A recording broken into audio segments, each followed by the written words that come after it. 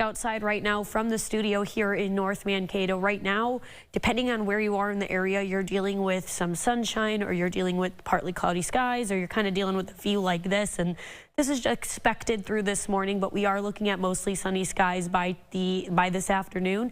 Satellite radar imagery showing that we do have this kind of pocket of clear skies here in southern southwestern Minnesota, but around us we are dealing with more cloud coverage out there. And like I said, this will break apart where we see that cloud coverage this morning, and everybody will see sunshine for this afternoon. Just as you head out the door, make sure you grab some sort of jacket or sweater or sweatshirt. Again, it doesn't have to be your thickest jacket or anything like that. You don't have to put on all the layers. I'm just saying that because, yeah, temperatures are in the upper 20s, low 30s, which isn't too bad. It's just a crisp start to the day out there, right? But then you take a look at the wind chills, and it feels more like the mid to upper teens into the low 20s. So again, all the more reason to make sure you grab that jacket. I know we're in spring and we are loving the warmer temperatures in the afternoon hours, but we're at that time of the year where overnight into early morning hours are going to be kind of on that crisp or cold side, and then this afternoon or the afternoon hours you're going to be on the slightly warmer side. So expect the switch between jacket season starting now with those crisp mornings and warmer afternoons. And the reason we're dealing with the wind chills in the 20s is because we do have a good breeze out there. It is coming out of the northwest, but wind speeds is what leads to those wind chill values, and that's kind of what we're dealing with strong wise, anywhere between about 15 to 20 miles an hour on average. Some areas are surpassing 20 miles an hour, and that's kind of foreshadowing the breeze that we are expecting through the day today across not just here in Mankato, but southern Minnesota and northern Iowa. Now, that being said, we are looking at a high of about 38 degrees. Some of us could reach into the low 40s. Holding on to that breeze through the day today will make it feel more like the mid 30s out there.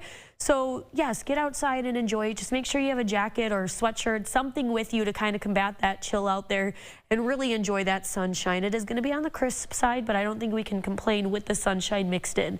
Tonight will be really on the crisp side as we drop to a low of 22 degrees by tomorrow morning.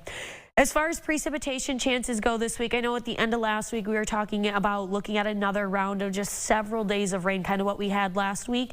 Now, it does look like that, but I'm going to kind of explain this for a second. Tomorrow night into Wednesday is going to be really spotty, just really more so the overnight hours into the morning hours. We'll get a break, and then we'll see a few more showers to Wednesday afternoon into Wednesday evening. We'll get a break. We'll see some return for Thursday night into Friday, and then we'll get a break. And then through this weekend, it's just very isolated spotty chances, which means not everybody is going to see those rain chances this weekend.